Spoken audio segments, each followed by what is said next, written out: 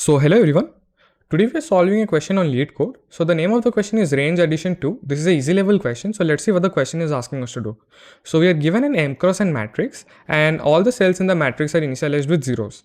And we are also given an array of operations where operation consists of a pair of integers. So what this means is that you choose all the cells in the matrix whichever row index between 0 and a1 given in this operation and column index between 0 and b1 given in this operation.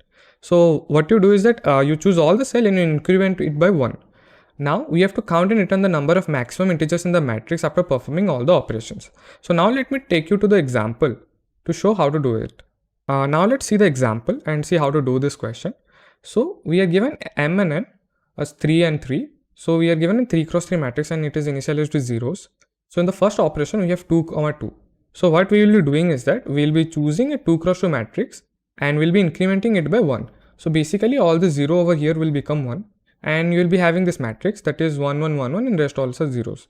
So now what we need to do is that we need to perform the second operation. The second operation is 3, 3.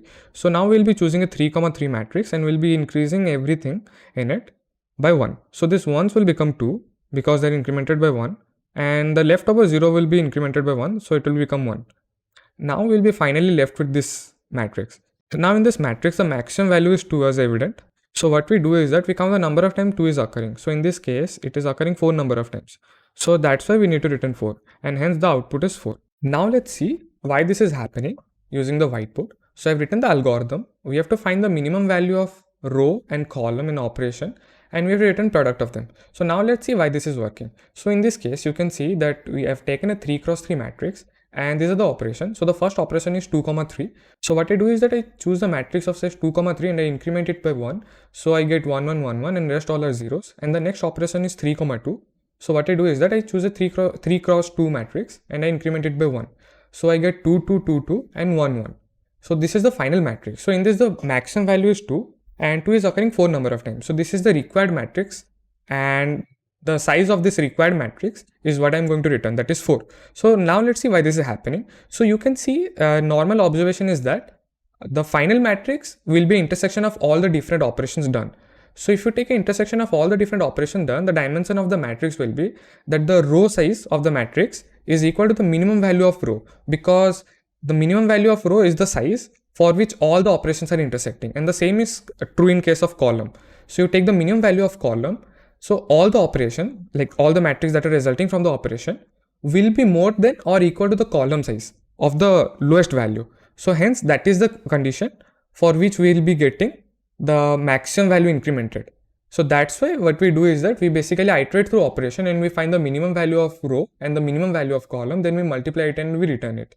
Now in case there are no operation, we basically return the array size itself, because in that case all the values are zeros and 0 is the maximum value present in the array, so we return that. So now let me take you to the coding part and see how to code it in C++. So now let's see how to code this in C++. First I'll be defining two variables R and C. So R and C will be used to find the minimum value of Ri and Ci present in operation, and I'm initializing it with m and n because m and n are the maximum value possible and we are going on finding the minimum value of R and C. So now let me iterate through operations.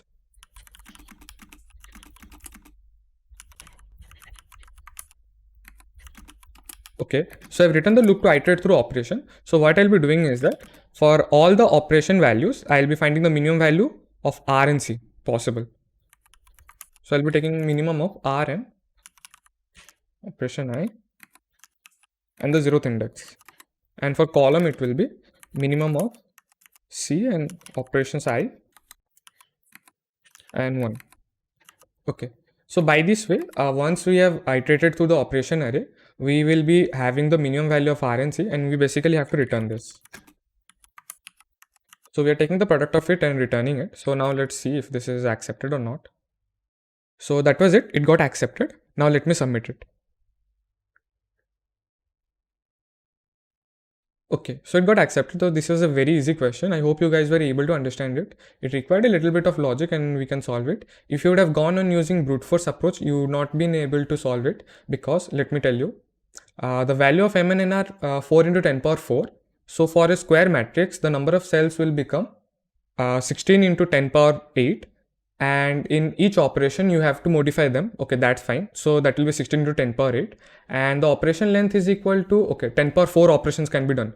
So the final time complexity will be 10 power 4 into 16 into 10 power 8. So that's much more than your 10 power 8 operation that is possible. So in brute force it's not possible to code it, so you have to use this basic logic, and that was it. That's how you code it. So I hope you guys were able to understand it. So have a nice day everyone, and keep coding.